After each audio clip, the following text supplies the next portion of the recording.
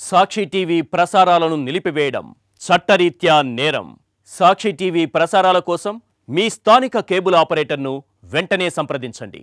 డిటిహెచ్లో ఇంటర్నెట్లో కూడా సాక్షి టీవీ ప్రసారాలను వీక్షించవచ్చు. కంటికి రెప్పగా సాకిన పంటను అరటి రైతు ట్రాక్టర్తో దున్నేస్తున్నాడు.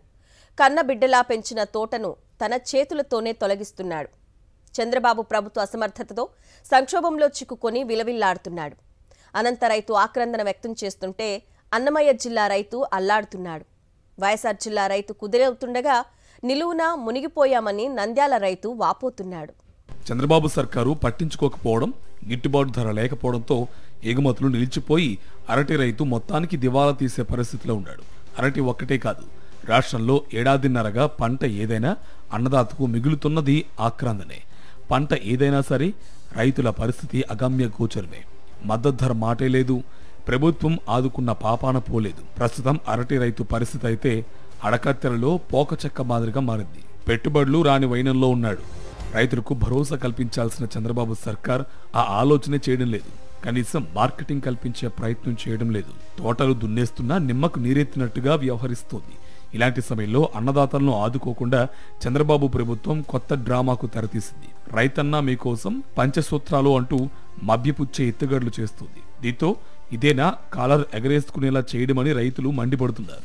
వైఎస్ఆర్ జిల్లా అనంతపురం, కర్నూలు, నంద్యాల, చిత్తూరు జిల్లాలో ఏ పల్లెకు వెళ్లినా అరటి రైతుల ఆవేదన వర్ణనాతీతంగా ఉంది.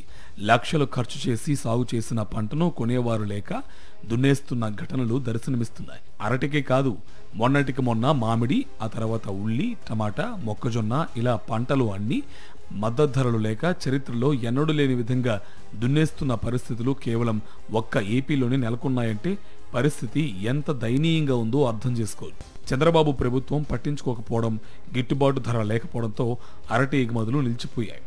వ్యాపారులు అరటి తోటల వైపు కన్నెత్తి చూడకపోవడంతో దళారులు చొరబడుతున్నారు.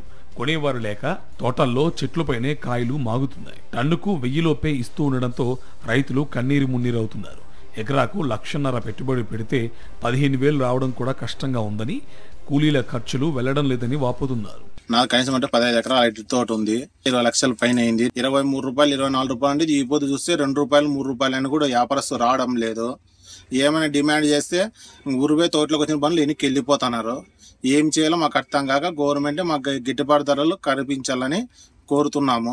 ఈ సీజన్లో ఉల్లితో మొదలైన ధరల పతనం అరటి వరకు కొనసాగుతున్న చంద్రబాబు ప్రభుత్వం నిమ్మకు నీరెత్తినట్టు వ్యవహరిస్తోంది. ధరల స్థిరీకరణ నిధి ద్వారా మార్కెట్లో జోక్యం చేసుకుని వ్యాపారులతో పోటీపడి ధరలు పడిపోయిన పంటల ఉత్పత్తులను కొనుగోలు చేసి మద్దతు ధరలు దక్కేలా చేయడంలో ఘోరంగా విఫలమైంది.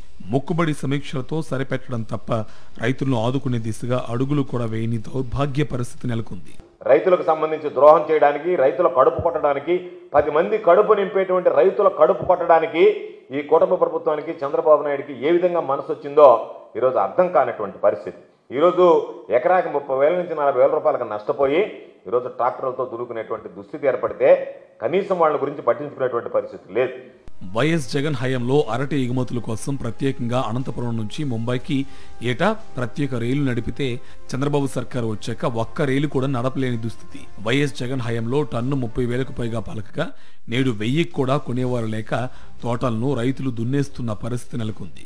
సాక్షి టీవీ ప్రసారాలను నిలిపివేయడం చట్టరీత్యా నేరం. సాక్షి టీవీ ప్రసారాల కోసం మీ స్థానిక కేబుల్ ఆపరేటర్ని వెంటనే సంప్రదించండి. డిటిహెచ్లో ఇంటర్నెట్లో కూడా సాక్షి టీవీ ప్రసారాలను వీక్షించవచ్చు.